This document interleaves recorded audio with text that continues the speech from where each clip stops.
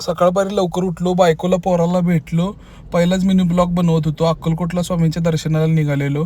जाताना वाटेत आम्हाला रेणावीचं रेवणसिद्धाचं मंदिर भेटलं. आम्ही श्रावण असल्यामुळं देवाचं दर्शन घेतलं. खूप गर्दी होती. माझ्या वडिलांचं आवडतं ठिकाण. त्यानंतर आम्ही भिवघाट मार्गे निघालो. जाताना लय भुका लागलेल्या म्हणून अक्षय भावांनी मी नाश्ता वाढला आणि आम्ही अक्कलकोटच्या दिशेनं निघालो. अक्कलकोटमध्ये पोचल्यानंतर बघा किती प्रसन्न असं वातावरण वाटायला सुरुवात झाली. श्रावण असल्यामुळं गर्दी होती.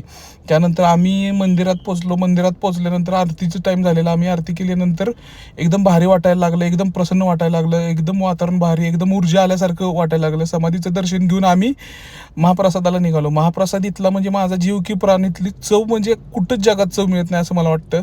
आणि आम्ही प्रसाद वाढला आणि आम्ही निघालो तुळजापूरला. तुळजापुरात पोचल्यानंतर आम्ही छत्रपती शिवाजी महाराजांचं दर्शन घेतलं. त्यानंतर आम्ही उजव्या सोंडेच्या गणपतीचं दर्शन घेऊन महाराष्ट्राची कुलस्वामिनी आई तुळजाभवानीचं दर्शन घेऊन